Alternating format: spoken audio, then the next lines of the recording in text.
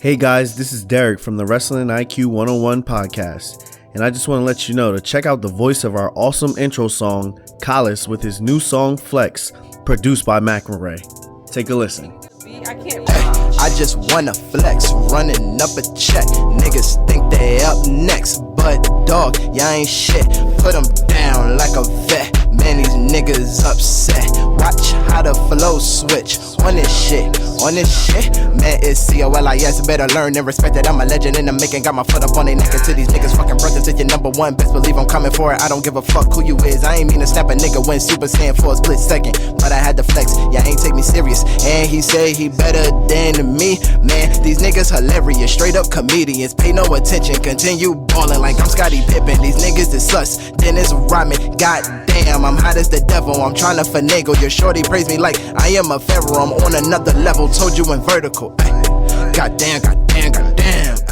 Like what you heard? Then head on over to SoundCloud.com and search Collis Flex. That's COLISFLEX. Enjoy, and thanks for supporting the Wrestling IQ 101 podcast.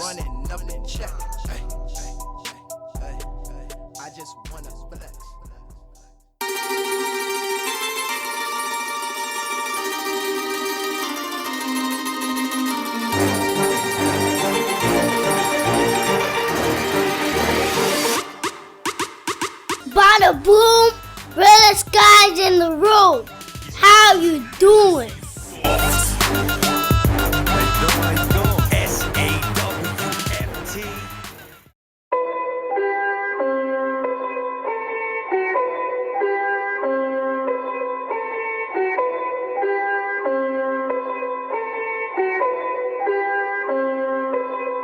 Perfect. Who better than Derek, Pat, and Drew, the wrestling crew? Man, they bout to put an end to y'all careers like a finishing move. They bout to give y'all facts on these cats that's fighting on these mats. Y'all can't see them like John Cena. Even if y'all had 20/20 vision, y'all better listen, pay attention, and take notes down, and realize that it's not your time now. And watch these three kings take the crown. Hey.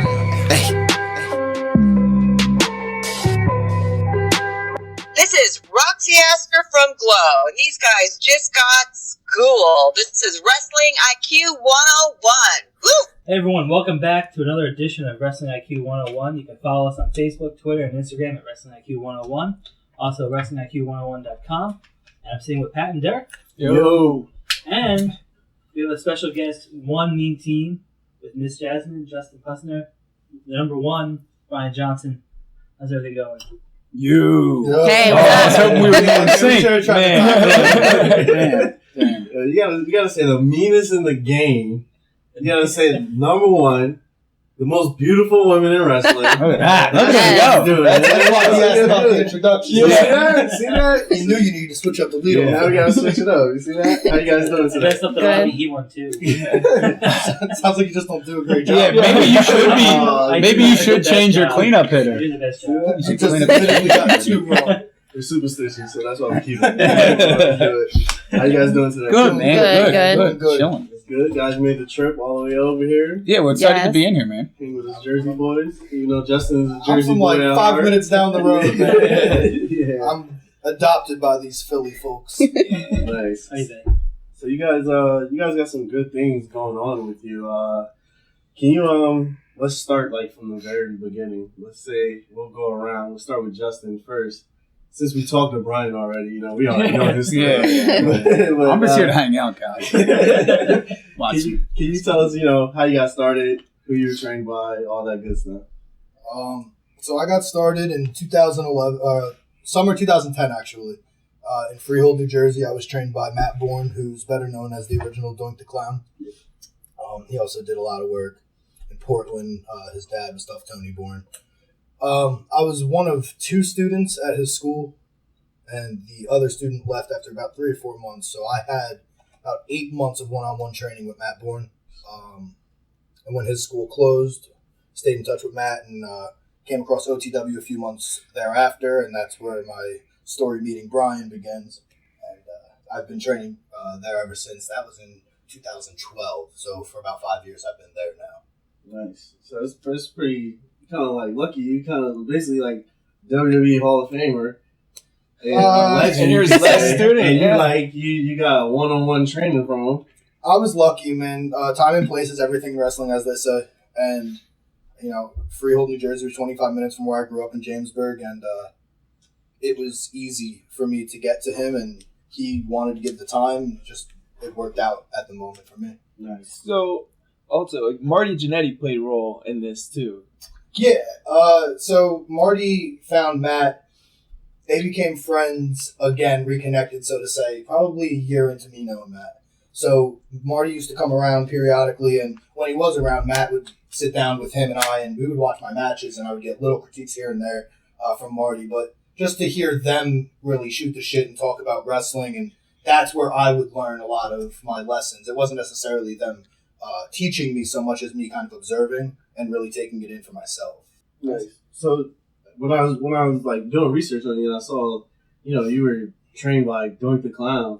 It was so like weird because a friend of my wife's, she's a nurse, and she actually, like, before he passed away, like, she used to take care of him. She's like, she knows I'm into wrestling. She's like, yeah, this guy Doink the Clown, he used to be a clown in wrestling. I don't know who that is. And he like comes and we take care of him and all that. So I thought that was pretty cool. Things come full circle. It's a small world. Yeah, he's a good dude. Yeah, he really was. So now let's go to Miss Jasmine. Guys, Hi. before, I'm sorry. Uh-huh. He skipped the best part. He said that he came to OTW one day and has been there ever since, but he didn't tell about his first day in OTW, which I find to be funny. You guys might not like as much, but just to go down story lane. So, guy that used to run the training there named Ed calls me. Me and Ed were good friends. He was my trainer. We kept in touch. He called me on Friday. He said, "Hey, pal. There's going to be some fucking kid coming up here to try out on Saturday. Don't be late for training." And I went, "Ed, I pick you up every Saturday for training. I can't be late." "Yeah, I know, but have your gear ready. He might fucking never show up. You ready, guys? All right, I'll talk to you later." Okay. I come to training. The kid wasn't there at 10. I said, "Ed is the guy." He was like, "Oh, no, these fucks, they never come." All right. Sorry. So we train, and it was, I guess, 12 o'clock or so. We started to break, and Justin showed up. He's like, "Guess what? The kid's fucking here." And I was like, "Okay, you want me to have a match?" He's like, "Yeah, I'm not going to watch it. You just wrestle him. If you think he's any good, tell me. We need some people around here, so, just figure it out." I was like, all right, whatever. So Justin comes in, and we talked briefly, and I think at the time I was using like a DDT or something simple for fitting. I was like, "We'll call it out there, just keep it safe." And we're working it. Everything's going fine. When you're working someone you don't know, you always try to keep to the basics, which is what we did that day. And at OTW, well, one, Ed wasn't watching, and two, he wouldn't have wanted to see something spectacular. He wanted to know if he could get through something without hurting anybody. So I guess it's in heat or maybe the cutoff. I don't know what it was. But I whipped Justin in the corner. And, basic turnbuckle, just you're straight up, your back hits the tops, you're square, bang. This son of a bitch runs as hard as he can, and the back of his head just smokes the top turnbuckle, and then he tucks in like a turtle into between the two and then falls. And I was just like, all right, I pinned him, and then I quickly just like DDT'd him, and I was like, all right, that's the end of that match. And I go to the back, I'm just thinking to myself, well, he wasn't stiff, and he was safe, and Ed's like, well, is he any good, pal? And I was like, he just can't take a fucking turnbuckle. Like, nobody fucking can. That's why we're the best, pal. All right, hey, Justin, Brian said you did really good. You're in. Well, years down the road, I go to Justin, I was like, yeah, Ed said you were late. He's like, he told me to show up at 12 o'clock. Mind you, Ed called him and said he wasn't fucking coming because he wasn't there at 10. Just some hilarity on Justin's first day. And then now, years later, we're best friends and hanging out. It's just funny how I could easily be like, this kid can't work. He can't take a turnbuckle. And we might not even be sitting here. But instead, I was like, no, he seemed nice. He's stupid, I guess. Yeah. So anyway, you can go back. To be fair, anyone who's ever been in OTW's ring, the ropes are a lot higher than a lot of other indie rings. So I was used to my head being in a certain spot. So when I ran and the ropes were higher, that's why the back of my head quickly adjusted.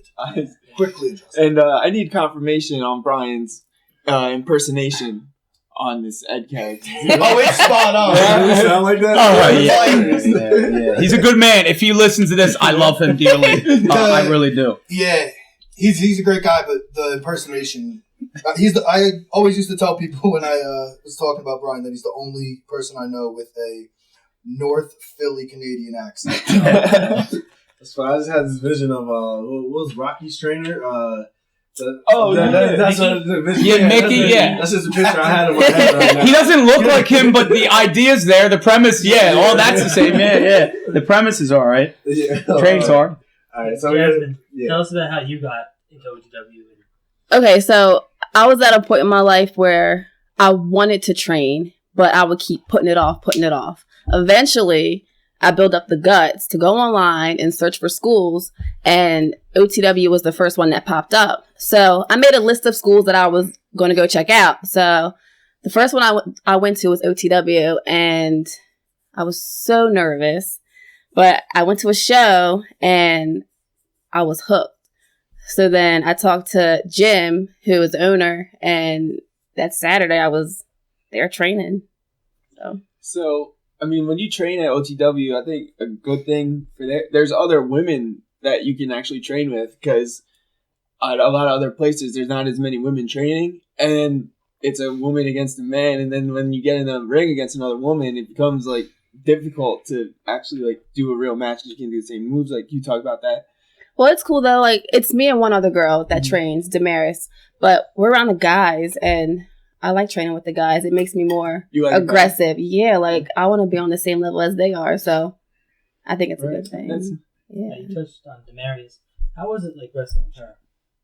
Damaris, she's great. Like, she helps me out a lot, but she does, because Damaris was there to train as a wrestler. I was there to train as a manager. Okay. I wanted nothing to do with wrestling. I didn't want to get in the ring. I wanted to be the mouth.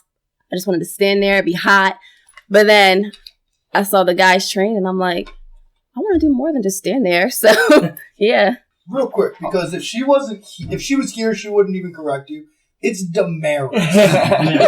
Not Damaris. What did you call it? Damaris is how it's Damaris. It's okay. Don't apologize to me. She wouldn't even tell you that it was wrong. Yeah, if Damaris was sitting there, she wouldn't tell you. She just answered. So there you go. You're welcome, Damaris. She kind of... I got another funny story. I'm just going to add in the stories during their shit. So, Jazz didn't want to wrestle. I was up at D2W on my own, and I kept pitching Justin, and for whatever, they didn't want to use him. Yeah. They're really big on in-shape guys, and Justin was heavier then, and worse skin, like wasn't as sound, everything just kind of coming around. They didn't want to use him. Finally, I got him in, and then I was like, hey, we need to be different, Justin. We got to look different, whatever, because all their top heels there, or whatever, or average size white guys. Like we're not, I'm not Batista walking through the door, so like.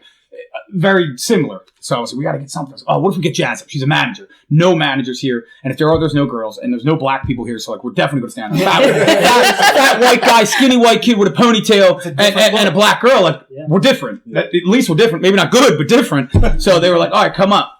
And they're like, oh, she can work. And I said, no, she can't work. She wants to be a manager. Like, okay. Month goes by. Yeah, you think she can work? And I was like, no, she doesn't train to work. She's a manager. Like, okay. The next month, they're, all right, this is what's going to be the finish. And at the end, we're going to announce the big 6-person intergender tag match so Jazz can have her first match. And I was like, what? She doesn't train. It's like, it's June now. It'll be in August. Just teach her some stuff in between.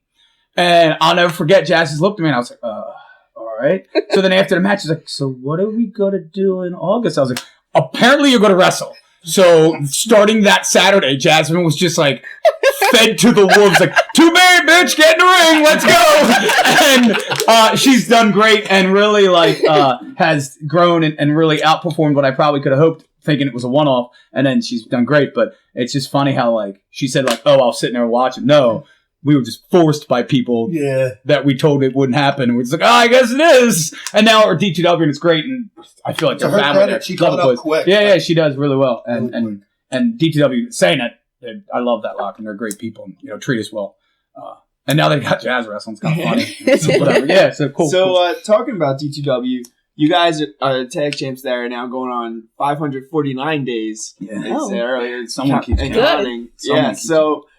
just talk about that a little bit, because that's unprecedented. I've never seen anything so crazy long in my life. I mean, D2W has had a lot of great teams. Since we've been there, even the Down Boys in particular, we've worked with them.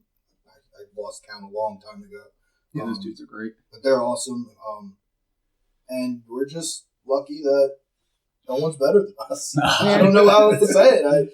we want to be a tag team. We stick together. You see, we took the drive up on a Monday night to do this. Like we, I have no problem saying that. I'm confident in that. Like we want to be a tag team. Like maybe more than anyone on the indies. How would you say like you guys have evolved from going from BTY into One Mean Team? We lost Adam. That's the. I feel like One Mean Team we take more serious than we did with BTY. That's fair. BTY was a lot of fun. Like we had a lot of fun with those promos and all, but I mean we only worked, I think, one place, maybe two, maybe a handful of one-offs elsewhere, and it just never really got off the ground. And it's a lot of people. It's a lot.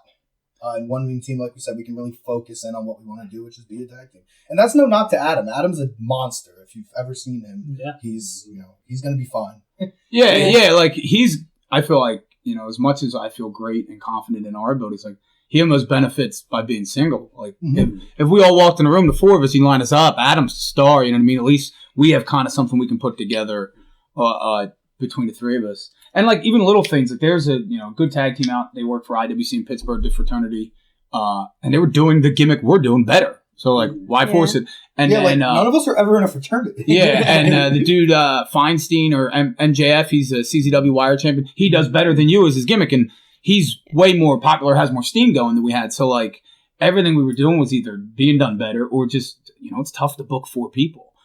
We still ride with Adam, and he's our boy. But just there's other guys doing it better. And to those guys, if they listen to us, I hope they know that, we respect their work for sure. But now that we have our little mold going, I think sky's the limit or whatever that's saying. We know how Jasmine got in. We know when you guys first met. So can you kind of just take us to the idea of you two getting together and when did that first happen? Brian can tell you better because he's the one who got me into D2W in all honesty. I've been at D2W for 5 years now. Something like that. Close to that. And when I went there, I teamed with a guy named Bev Berwick. Real nice guy. Just, he got out of wrestling for whatever his choosing was. And I ended up working Damian Adams, who's a hell of a hand. I don't know if you guys are familiar with him, but he's a great hand. Like, I learned so much wrestling him, and I'm grateful for it. And I kept pitching Justin over and over again. And they first didn't want him. Then we found ways to just integrate him until eventually they just couldn't say no because he kept showing up, which is like a great lesson for anybody in wrestling. Like, the doors never actually always closed, and Justin came, and I think we had like 1 or 2 matches actually with Damien and Jersey Devil at like a random outside show because someone called out, and we killed. It was really good, and then ever since then it was like, all right, you and Justin together, and then since that was our team there, and then Right Coast contacted, so I got him and Adam down, and then we just kind of gelled. So that's how that. But I mean, I guess before that, we train on Tuesdays and Wednesday nights, and me and Justin probably about 3 years ago, maybe 4. Started training just every Wednesday or Tuesday night. Hey, let's go watch some matches back. So I'd sit in this house from like 10 to 12 and hang out for 2 hours. So like that's probably where we became a better team because not only do we train together, which not every team does, but we're working shows together. But then on Wednesday nights we're hanging out, and then if the show's over on Friday, I'm staying at his house to get up for training Saturday. So like we're spending so much time, and that's how you click. Like I'm sure you guys are better now at podcasting than you were at podcast 1, just gelling together. You're shaking your head. No, maybe that's not a good. Okay. Just so it's just that gelling factor of being around people. So the more you're around them, you generally pick up some sort of the traits and whatnot. And I think that helped a lot. The amount of time we put in, not just at scheduled training or shows. For sure. Just kidding. We are very humble. No. By all means. That doesn't mean you have to get worse. Yeah, we're 10 times better. At least I am. I heard your intros. They're good, man. So, Jasmine, you've had a plethora of people you managed, from Eddie Hawkins and High Society. The big homie Tyler Scott, not well known, but the big homie Tyler Scott. A lot of people are going to laugh at that at home. Don't worry about it. That's all. Sorry. What has been some of your favorite moments managing some of these guys? Wow. For me, with Eddie, my biggest moment with him was the heel turn to go with him. Like, even me trying to be a face, I'm not a face. Sorry. So when the heel turn happened, everything was just on point. Like the sass, everything. Like I was ready. That was one of my top moments. So talking about Eddie Hawkins, right? Mm-hmm. That used to be your former partner. How would you compare that tag team to your current?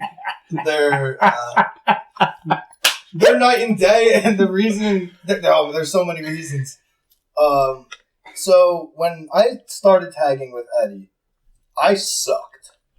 Like, I was pretty bad. Like, I always understood a lot, and I was smooth, but I was lost. And something that I'll never take away from Eddie is that Eddie, more than anybody, broke me out of my shell. And when I say that, like, if you've ever seen Eddie Hawkins wrestle, or if you ever had the privilege, I guess, of talking to him, he's insane. Like, all the time. He's always on. And when you tag with someone like that, you can't be shy and timid. And that was one of my big things, was like, I was not breaking out of that shell. I was like not embracing being a wrestler at the moment. And when you're with Eddie, you had no choice but to do that. And that's something that helped me a lot. And then also, like, I got a lot of freedom when I was with Eddie. So, like, I could start to think a little more and put a little bit of more my taste on things. And that's where I started to find myself a little more.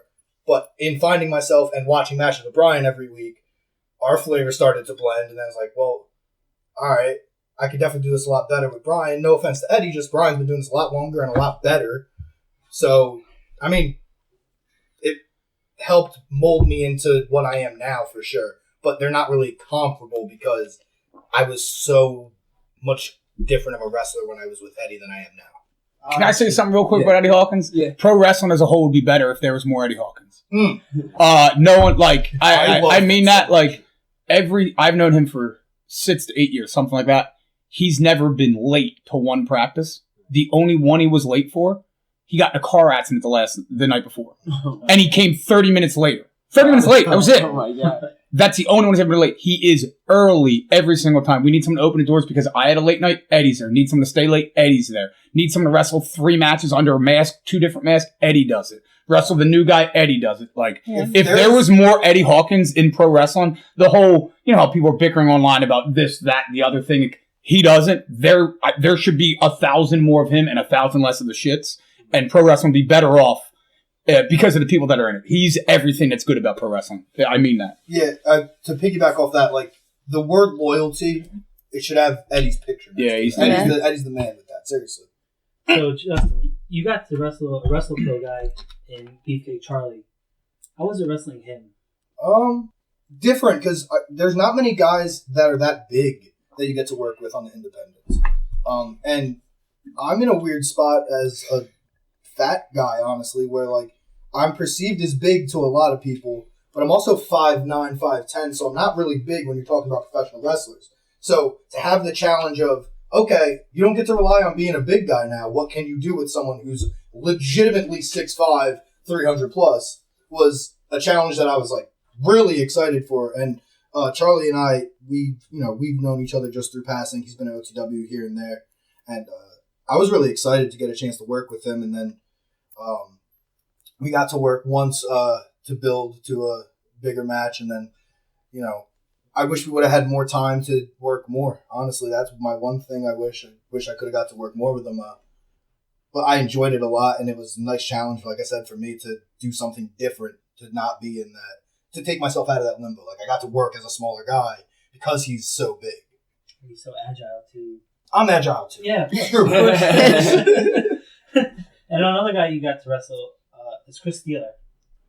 How was it wrestling him? Because he's a smaller guy compared to you, and I guess, looked like he was just starting out.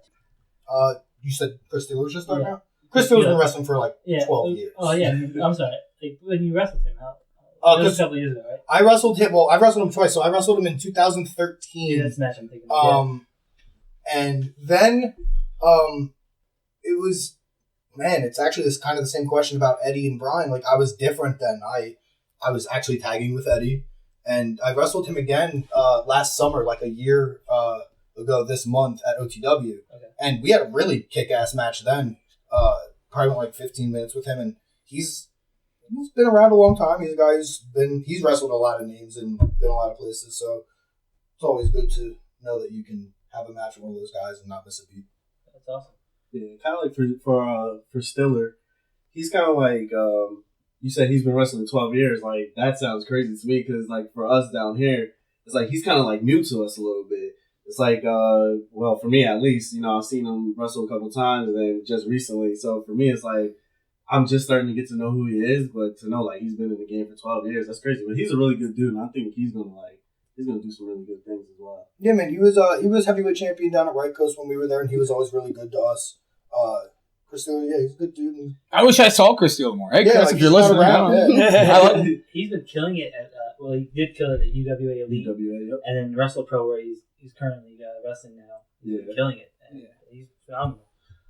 So Brian, you've had these new vignettes that you've been doing, the 1-1. Oh yeah.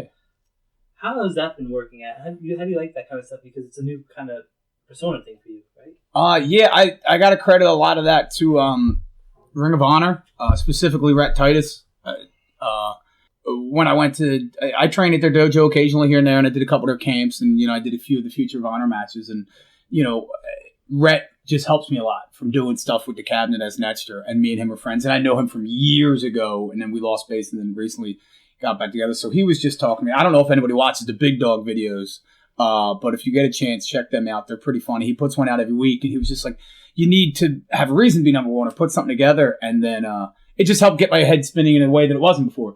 And then I stole the rest pretty much from just watching Paul Orndorff. And the rest was pretty much stealing that. And whether it was just a line I heard him say or something like that. And then I was like, oh, I could do one here or do one there. But they were a lot of fun. I'd like to do more, but time is one thing. And like, I can't produce anything. I use the guy that helps shoot stuff at OTW when he has a free time. Like, hey, you're not doing it for 3 hours? Cool. You're doing what I want you to do, which is for no pay. So, you know what I mean? Like, so that hurts too, but I loved doing them. I was really happy with them. I should do more. I'd like to do more. But just, creativity and when I did them, I was really focused on not really focused, but, just, I think the three of us hadn't had the talk that we had at that point, and was kind of seeing what I could do as a singles, but I think my focus now is more tag team. Did you see the CCW vignette with like Maria Manick and Maxwell Jacob Feinstein? I didn't, but I would like to see it because I like Feinstein's work. Well, yeah, Friedman now, right? Yeah, Friedman, yeah, whatever. So it kind of reminded me of... You said Feinstein. I didn't say Feinstein. I used to call it that. So like Maria Manick had these like fantastic facial expressions, and Jasmine's in the video too, like standing by the car. And like, that kind of thing... I was like, wow, like this just elevates it even more to the top. Did you feel that way when you were doing it? Oh, yeah. It was hot. Yeah. Well, that's the point that I made back to D2W. Just, it's different to have, a black girl and a white guy on TV in general, let alone in a wrestling scenario or in that scenario. I think that plays a part to it grabbing attention also. Like, we're different. And then when Justin comes, it's not just like, and this is no knock on any tag team. I feel like a lot of them are just like, oh, guys with similar color gear or matching gear that are in good shape. Like, that's every tag team, or bad shape, whatever, you know what I mean? But I don't feel like there's a lot of different looks. There are some. The Carnies, I don't know if you guys are familiar with their work. Check them out online. They're a good tag team. They have a different look, and they're killing right now. They're popping up everywhere that I know about in good spots. So, like, but typically teams in pro wrestling, I feel like, are very just, oh, this guy and this guy are paired together for that company. There's not a team that's fully invested. You know what I mean? And that's not a knock on any of those teams because a lot of those guys are really good and can go. But just how it is, very stereotype look, I guess that makes sense. Yeah. When you had these Future of Honor matches, like what's it like being in front of that crowd? Like it's not even a crowd; it's just like Cheeseburger, Matt Sounds, like guy, like. Hey, I was in front of a I was in front of a crowd in Pittsburgh for the Sits Man. Yeah, and that venue was awesome. So that was kind of cool. Have you ever been there live? No. It's sweet. I helped out there the last time there, the time prior, and then when they told me I was working there, it was cool because the venue's so neat. However, the other ones, I have another one that should be coming out soon. I don't know if it'll be out before this airs or after or whatever. It's coming out soon by the time you hear this, everybody. It's different. It's a different atmosphere. But at the same time, you got to realize I'm getting my name out with the Ring of Honor logo. So in the long run, like, hey, I wrestled for Ring of Honor. It wasn't Future of Honor, it wasn't Jay Lethal in the main event of, a pay-per-view, but I wrestled for Ring of Honor. So it was a great bucket list thing. And there's a funny stat. So I did extra work with WWE, and we get, sometimes they let you work out before the shows. So I was at SmackDown in Wachovia Center last year, and we got to work out in the ring. So I wrestled in Wachovia Center. Obviously, doors were closed. And this third Future of Honor match that they're going to put out, we were at the 2300 Arena. So the two arguably most famous places you could watch wrestling at. They didn't open the doors, and it was filmed prior to doors opening. So I think I may be the only guy to ever wrestle in both famous Philadelphia arenas and literally not have one fan pay to see me. I'm the opposite of a draw. So that's pretty incredible. So I'm excited about that fact to hold in my name pretty soon. I haven't been to the ECW arena in such a long time. Last time I was there, the place was like falling apart. Oh no, they revitalized it. It's awesome. You should go see an ROH show there. Years ago, that place. I mean, the last time I was there, I remember like people were driving like the wrong side of the road. And, that's kind of South Philly. Yeah, that's so much. That has nothing to do with the building. Living down there, that just kind of happens. Yeah, and I just remember I see that, and like everything you hear about ECW, like by the fans and stuff like that, I was like, this is crazy. It's the coolest thing. I just haven't been down there in a while. Very cool moment to wrestle, brother. Humbling. Awesome. Now, as far as promoing goes, like Brian, I think like you're amazing when it comes to that. I always thought you had good taste. Justin doesn't have to say anything because he just looks at me. And then Miss Jasmine, when I was like watching the promos, I was like, damn, this girl can actually talk. Like she's like amazing. So like, how much like does a lot of practice go into that, or is that like something that's just like naturally you guys? We're one take every time. I have been known to on occasion though. Maybe at a late night when we've had adult beverages or two, of forcing, whether they're trying to sleep or not, everybody to wake up and cut promos. Nice. No, like to an annoyance. I don't know if they think it's nice. Yeah, it's nice until we're up at 9 when Brian set an alarm at 9. Wakes up at 9:15, tells us we'll be ready by 9:30, going to the bathroom at 9:40, we're out the door by 10. Yeah, that's great. But, I mean, I think we put a lot of time into, I think the promos that you guys see, we do normally knock out in one take, but we text about them earlier in the day, like, hey, I had this idea, or I watched this. Or, she'll send me something she's thinking, or all three of us are, texting it a lot. The thing Brian does is sends me promos, like, to watch, and then we, all watch them and all make them our own, and we all take from where we find influence. And I think that's something Brian does for me a ton. He always has given me like really good stuff to watch for all of us and for myself. I'll ask another question too. I want to know, Brian, are you scared of knee pads? Did they pay you to say that? No, they didn't. Wow. I was watching your matches. I'm like, every putting knee pads up? Every time I tell him, bro, your knee pads are down. And he goes, I'm going to get them. And he never gets them. There's a referee that we work with that also, as he chats me, goes, yo, your knee pads. And I'm, I don't hate them. I think they're uncomfortable to sit in. You can even ask the guys, I don't like sitting in my gear in the locker room. I put my gear on, I put a hoodie on and shorts on. I just like to get a sweat going. And I just think it's like weird. You're kind of in your underwear looking at this, like sitting around. I know it shouldn't be weird because then I'm wrestling in front of 150 strangers. But when I'm sitting like at this little table, I'd feel weird. So I put a shorts and hoodie on. And the knee pads are just uncomfortable. So I pull them over my boots. And then Ric Flair also did it. I like his work. That's kind of homage to him too. I liked it there and his work. And then eventually I was like, dude, I can do this without him. And I'm Superman. I keep telling these guys. No, I'm not scared of them. But I think now it's just like, I didn't know if anybody picked up on it. I guess they did. Yeah, I think it's just, and it also makes me look a little taller. Knee pads down low, so my legs are longer. Yeah. So, growing up, guys, who were some of your idols? Did you like all the managers? I did. But I was a huge fan of Chyna. Now, she wasn't just a manager. Yeah, she wasn't just a manager. She got in the ring too. But like when she was managing, I'm always like, okay, what is she going to do? She's about to do something. Yeah, so I got into that. Yeah. You? Like, I don't know. I was a fan as a kid, so I liked all the, Bret Hart, Ultimate Warrior. But my favorite as a kid, really, and to this day, was Jake the Snake Roberts. When I was like 10 months old, I still have the little Polaroid picture. I got a picture with it. My parents stuck me. So it was 10-month-old me and Jake the Snake Roberts. So that always, like, as a kid, I was just like, oh, that's cool. It's the first wrestler I ever met.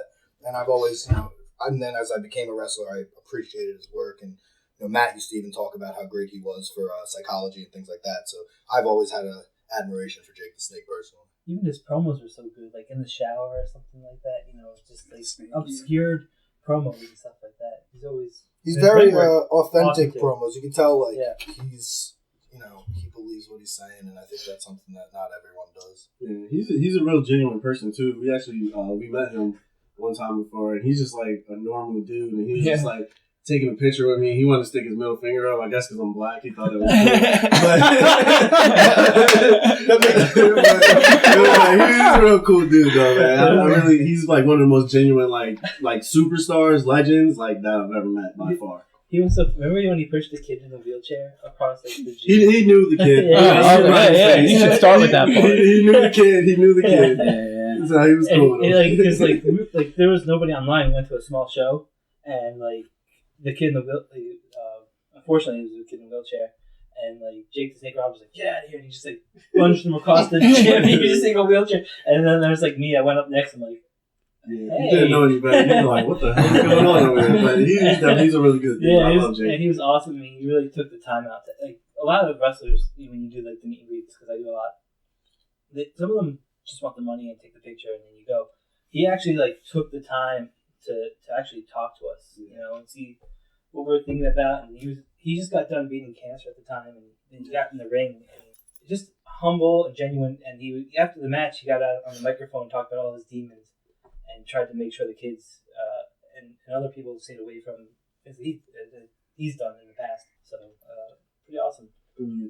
And as far Brian, as far as you, superstars you looked up to when you I like a lot of weird wrestlers, man. Don't hold back. Tell them who you will go ahead. Okay, well, first Dino Bravo. That dude's my man. I love the best tag team of all time is the Twin Towers with Akeem and Big Boss Man. Nice. I like the British Bulldog. As a kid, I was a huge fan of Tatanka. Not so much anymore. I really liked him, I guess. Yeah. I just remember a poster. But like Justin said, I liked all the regular guys as a kid, which was Hogan. I was a big Undertaker fan. But then, I noticed everyone liked him, and I didn't want to be like that. So I just, downplay. I don't want to like him as much as everybody else does. But Dino Bravo's the man. I really like him a lot. But then, just learning to like other guys from watching tape and, different aspects of watching. So I'd talk guys all day. I'll stop. Dino Bravo and British Bulldog. We'll stay with them. So, yeah. At Soul Survivor, you guys were separated. You had your match against Eddie Hawkins, which unfortunately you lost. What happened with your belt? I thought you lost the belt. No. Yeah. So I know. What happened? Yeah, what happened? Wait, what happened? I lost. Okay. Let me choke you. Let's see how it goes. Eddie Hawkins is, one person beat me in 2 years. This is the one match this guy wants to Oh, man. No. I'm just saying, you guys are all separated. Can you just talk about, how you guys are all separated for Soul Survivor? Well, at OTW, we haven't had any work together. So going into Soul Survivor, we all had our own thing going on. And, just kind of how it is at the time. There's not really much more to it. We really hadn't just had the opportunity yet. Yeah, we didn't start as a team at OTW.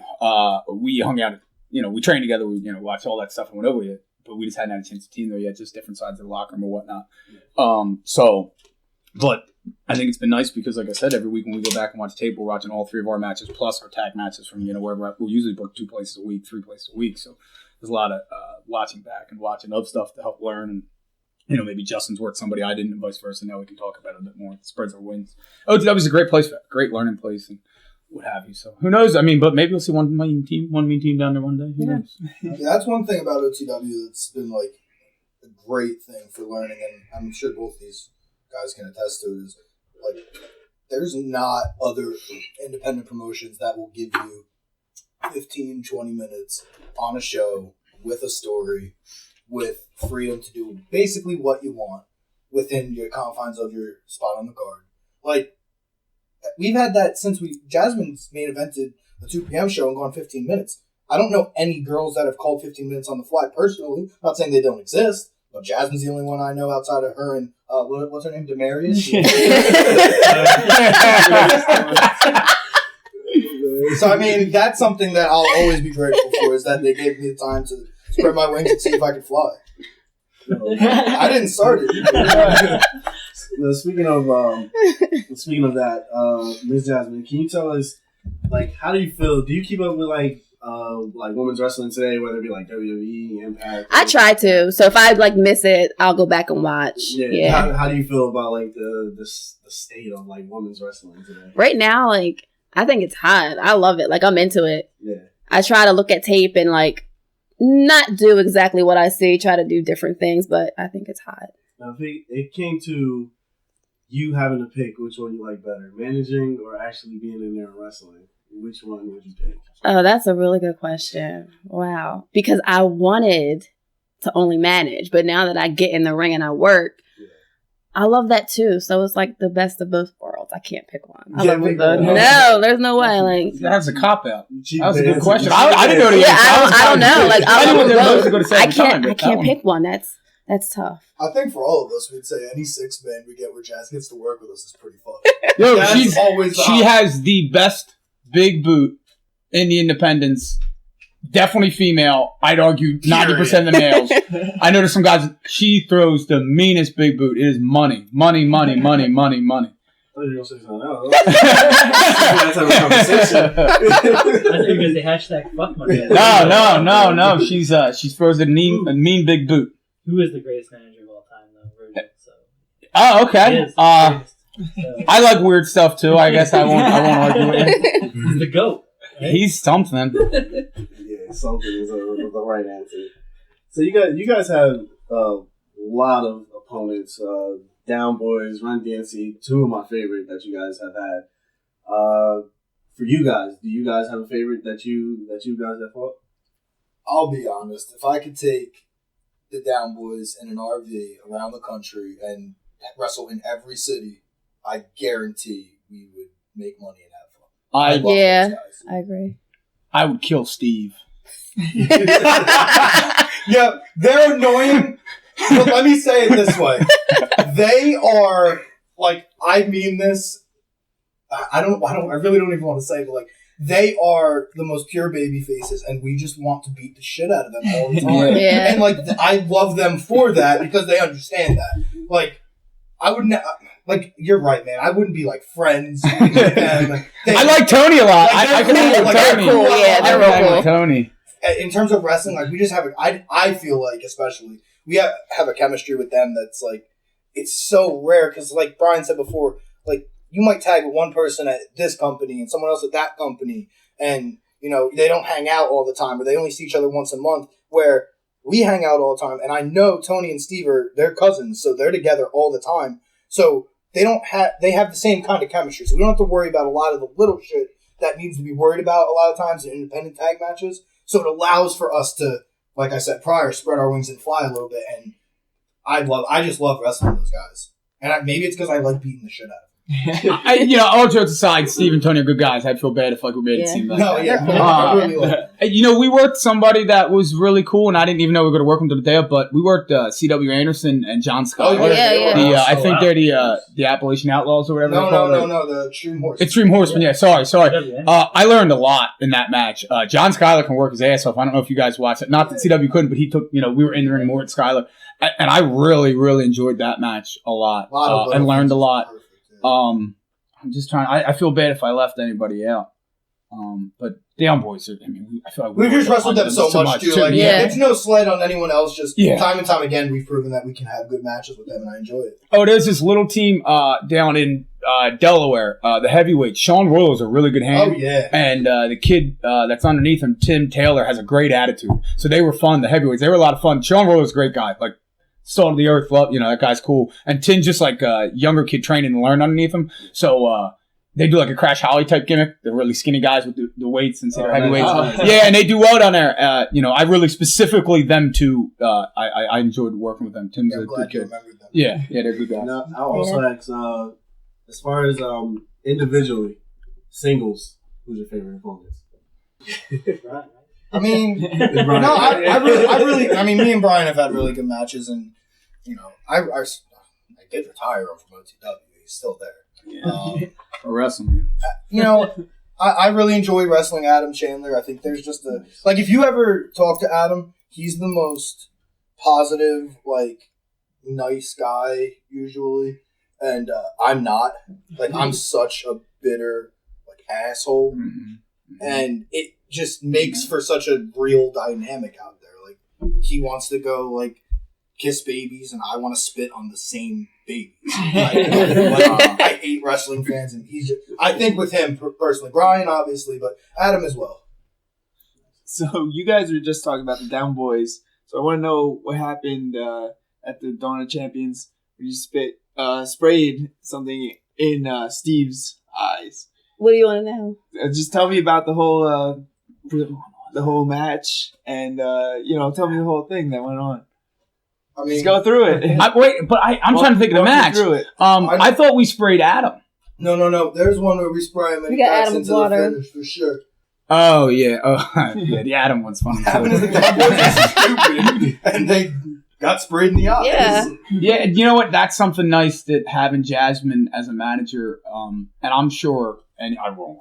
Maybe I'm not sure, but I would presume any great tag team would say that, like, having her as a manager gives us another element. Like, there's a lot of creative teams out there that may be more creative or innovative than us for sure, but we get to make innovation for 3 people. So, like, using Jazz in so many ways, whether, to help us maybe take an advantage early on or win late, like, she adds a dynamic that not a lot of teams have. Managers are kind of dead in pro wrestling. Like, they're not a thing, really, too. So, like, to have one, and then have one in a tag team, so now you got 3 pieces moving, not just 2 if it's singles, you know what I mean? I think it's a cool aspect in that one. I'm sure like I said, Steve's not the smartest guy, we probably set him up real easy with that one, I'm guessing. Something Brian said, too, to touch on, like, I feel like a lot of managers are there, and if they're used as a mouthpiece, whereas Jasmine's, like, as involved in the match as we are at all times. She doesn't stand out there and look good only. She doesn't. However,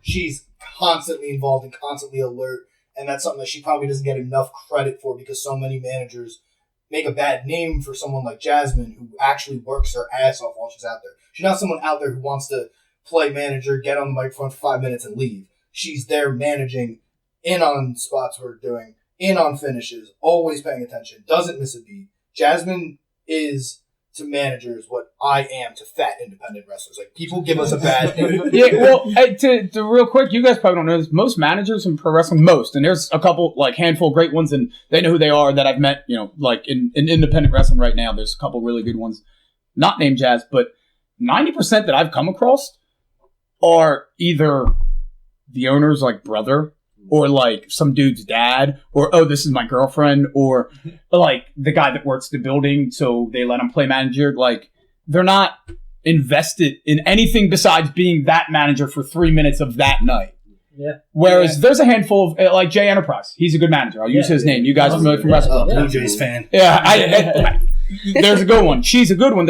And I think they're good because they're invested in more than that one night when, I'm going to, no offense, probably sell 15 tickets and that's why they're a manager. Oh, I get to hang out with my husband tonight, so I'll just put on a dress and walk out there. Like, no, there's more than that. She's a worker looking to make goals and gain and become something more, and I think that helps. And that's, something that I think managers specifically nowadays is just like what it is. Like, oh, that's this guy runs the building. Let's let him stand out there and manage. Yeah, it's so funny that you said him. Because he just looks the part with Damian Gibbs or and he just plays to their strengths so well. So he also gets himself like over too. He's weird. Yeah, I like him. So I have a question for all of you guys. If you guys could pick 2 matches, either with a WWE legend nowadays, or somebody nowadays, or somebody in the independent scene, who are some matches you would want to dream matches scenarios? We just talked about this in the car. Like, it would be really badass for Brian Kendrick and Paul London. Yeah, as a tag team, that'd be cool. I'm all about baby faces like that can fly around. Okay. As a heel who likes that. You got any that? Go ahead, Jazz. For me, I would say Charlotte. Because in my personal opinion, I think she's like the top women's wrestler right now in my eyes. So I would definitely want to go with her. I would go one-on-one with Kelly Klein. Okay. Yeah, absolutely. Who would you guys go? This is something small, and I hope whoever listens to this don't take it personally.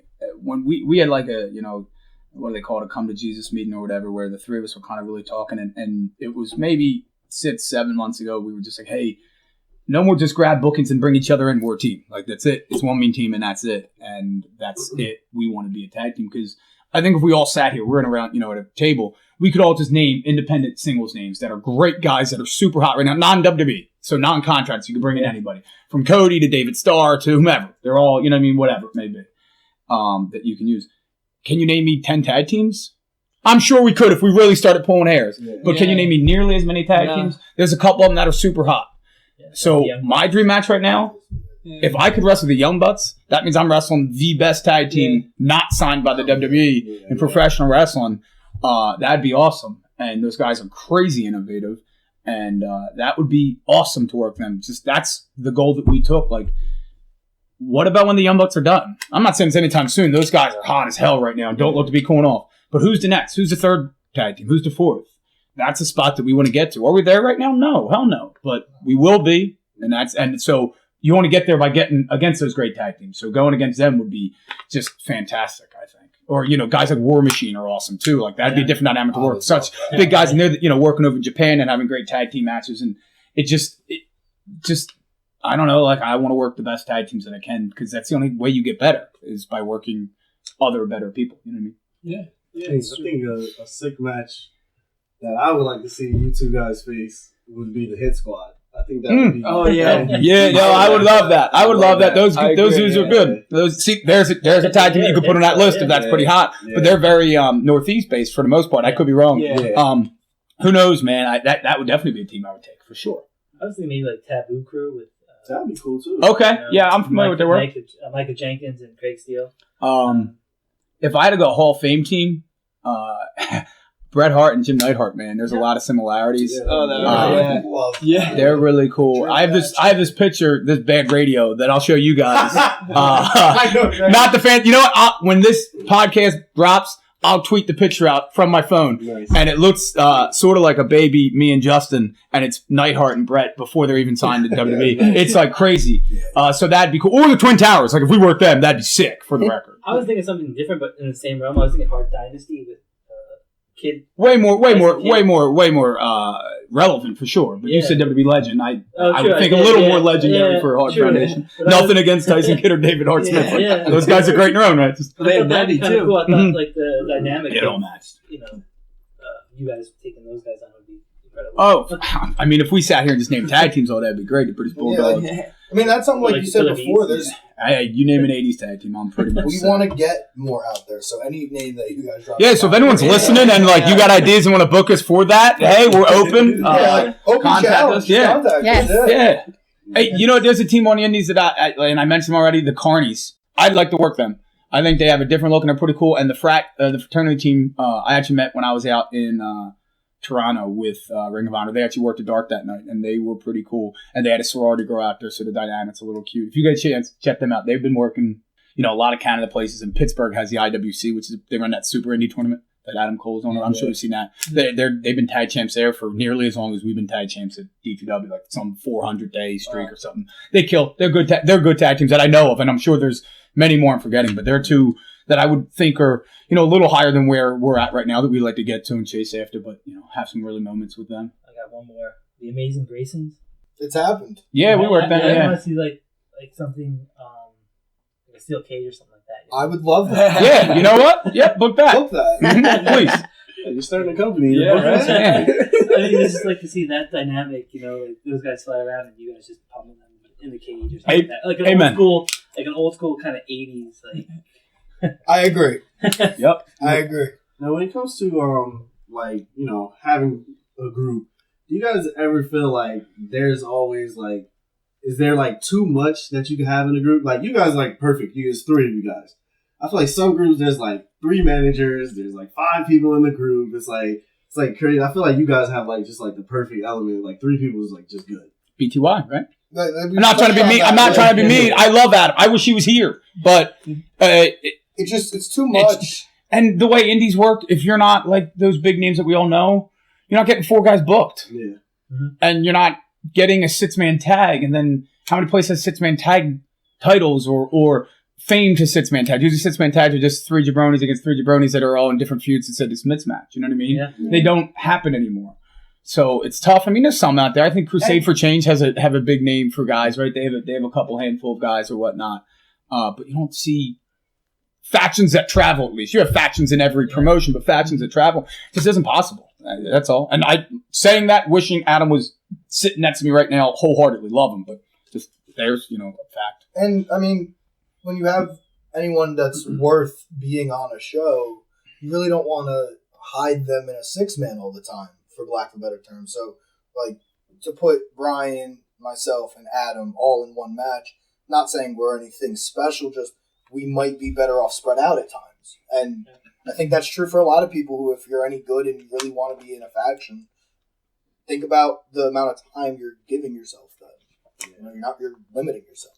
I feel like kind of like when you like separate, that's when you get to see everybody's like greatness. Like I don't know, like in WrestlePro, like we know like the Untouchables, and Anthony Bowens and Wayward. Those two guys now they're freaking killing it right now. Oh, Bobby Wayward. Not that I don't like Anthony Bowens, he's cool too. Bobby Wayward's the fucking man. Hey Bobby, if he listens, Bobby, I miss your ass. Yeah, he has that heelish. Yeah, looking at him. Yeah, he's funny too. What's up, Bob? I miss him. Now, can you as far as like you guys' goals for wrestling? I mean, I'm pretty sure it's probably clear cut, but as far as like collectively and individually, like what are you guys' goals that you want to accomplish? Well, I mean, like we said before, our goal is to be one of those tag teams that undeniably across the board, no matter where you're talking, California, Canada, New Jersey, wherever, you know who we are. And I think that all three of us feel that way, and that's why we've had the talks we've had to go all in. We're a team, and that's my personal goal, is to see where that takes us. Whether that means we wrestle one day in Tokyo Dome or we wrestle in the Superdome. I don't care where it is. I just want to be wrestling for a living with these two. If I could be in a car with them every day, I'd be the happiest person on earth. I agree. Like, my goal is to make it together, whether it's at ROH or WWE. Like, I want to be together. Yeah, man, we're family. One me team. I want to be the best tag team on the planet. I want like 10 years from now or 15 years from now, you guys like, oh yeah, remember when those three came over and Brian drank all this water and really had a pee? and then the tag team that's sitting here tells you, oh, I would love to work those guys. Something. I want to be the best tag team on the planet. If that gets us to WWE and, they like Justin's look and he gets to push and I'm, sweeping floors, it is what it is. We all understand that. Yeah. Justin would lie to you and Jasmine would lie to you if they said, hey, you can main event WrestleMania tomorrow, but you can't tag with one main team. But go main event WrestleMania for sure. But if we could do it together, hey, WrestleMania 1 had a tag team match. Maybe so will WrestleMania 41. Yeah, everyone likes first, right? Yeah. New stuff. Yeah. We'll do it. Yeah. Nice. So, you guys did some promoing around Philadelphia. For Soul Survivor. Yeah. I have no idea what you're talking about. And can we see some more of that kind of stuff from OTW? Because to me, I like that stuff. It was different because a lot of places it was just like they do it in the studio or something like that. You guys went around like the streets and major, places. So I thought that was awesome. People got to see, people hold the titles and stuff like that. And can we see some more of that kind of stuff? I mean, it was cool. I had fun. Yeah. I would like to do it as one main team, obviously. Yeah. Were people looking at you guys? Like, yeah. Oh, yeah. I loved it. I'll tell you a story about what happened at mine real quick. Jesus. So I'm cutting the first one, and I'm with, the guy, Pat from OTW was filming it, and, a handful of other people, 2-3 other people were there. And first one, someone walks through. I'm like, all right. Second one, a whole fucking group walks through. Third one, I'm like, yo, Pat, if they walk through again, just fucking keep taping. Get going. They start to go. And then the people we were with stop them. I swear, I would have fought them and had it on camera. It was a mess out there. It was not as fun as it looked to you guys. Yeah. We encountered a freaking protest the day we had to do. So it's all downtown Philly. So you either got to pay to park or you're going to get towed. So it wasn't just shoot one promo and the car sits. No, you had to have like someone that's like driving in laps. Well, we go down to do it at the Liberty Bell and Market Street shut down for a protest. Justin's not familiar with downtown Philly. So I was like, oh, Justin, he's driving a circle. You'll be right back, pal. And typical Ed voice. Wow, that was weird. And doesn't he bang a left cross Market Street? And then I kid you not, I worked down there. He was 3 blocks from us, and it took us 45 5 minutes to get back to each other. Because like walking wasn't possible because the streets, it was just ridiculous. Another problem with doing those promos, remember I said that guy that does the film work for, he did the One Mean Teen stuff, or the number one vignettes. He did them. So again, he wasn't paid, and it was his idea. He's creative like that. Yeah. But Pat, who helps out with a lot of stuff at OTW, it's kind of, hey Pat, you doing anything? Or do you want to do this? Because you don't have a choice. We don't have anybody else to film it or that knows how to edit. I barely get things on YouTube, so he's a big help. So doing those destination promos, I guess you could call them, without any help from someone halfway knowledgeable, you're kind of screwed. So, it seemed like OTW got kind of hooked up with the Vince Russo brand. Like, you had an episode on The Drive, you did, and Jim Molyneux did. It was like this podcast on the Vince Russo brand.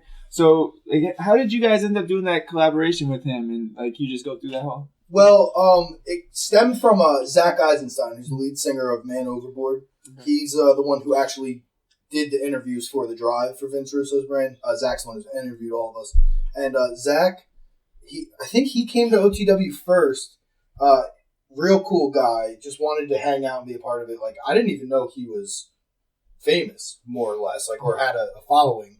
And just wanted to hang out. And then when he got hooked up with Vince Russo, he contacted us right away. And that's kind of how we got hooked up. It was all because of Zach. And thanks, Zach. Yeah, Zach's good. Real nice dude. Real nice dude. Down to earth. And he's like super, like he's like famous. I'm not in the music scene, so I didn't know what Man Overboard was or anything when he came by. But he's like famous, and like he doesn't have to do things for us. Like, yeah, he's a cool dude. One of the more down to earth guys. Yeah. And I'll finish with my final question. This one is specifically for Brian. Do you remember you and Andrew made a bet? Yeah. You guys have a bet going. Who's going to have the worst record, the Phillies or the Mets? And you are going to be held to this if you guys have the worst record. You say you're going to wear a Mets jersey. I do remember that.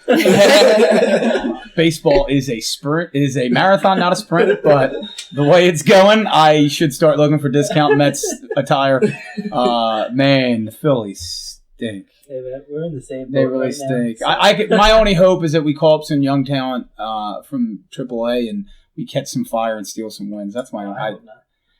I don't know. It doesn't look pretty, man. No one should be watching either one of those baseball teams. They both stink. Yeah, might as well watch the Yankees.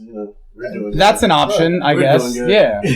Or just tune out of baseball and enjoy. Go to the beach, everybody. Yeah. Watch sports starting to fall again. That's all. Or the NBA draft in a couple. It's on now, sports. We're all on. Yeah, that's a sport.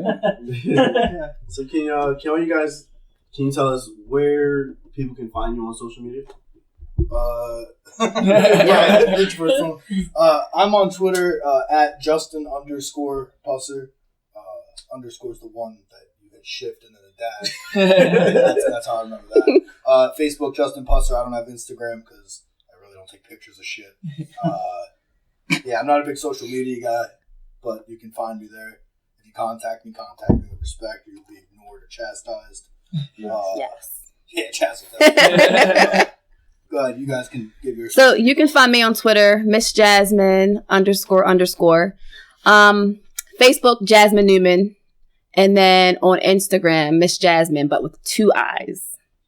Yes. My Facebook, I have a #1 Brian Johnson page. I'm reading this off my phone, guys, because last time you asked me, I had no idea what any of my crap was. I was like, I don't know. It's something. And then Twitter is at #1, the #1, and then BJO, BJO. And then my Instagram is BJO_1. You guys can find me there and check us out. We're always posting stuff for us. Yeah. Usually we try to cut a promo weekly, or depending on the bookings, we try to get some stuff out. We'll probably have something dropping soon in the next couple of days. Nice. When Dave Davis came on, he said, "I'm going to make sure I remember my social media because I know Brian didn't." Oh, Dave. Damn him. Yeah. And for us guys, you can find us Twitter, Instagram. You can find us at Wrestling IQ 101, WrestlingIQ101.com, Facebook, Wrestling IQ 101, the group. Make sure you listen to this great interview, to all our other great interviews, and we thank you guys for coming on. We really appreciate it. Thank you. Thanks Amen. Rock on. We're out.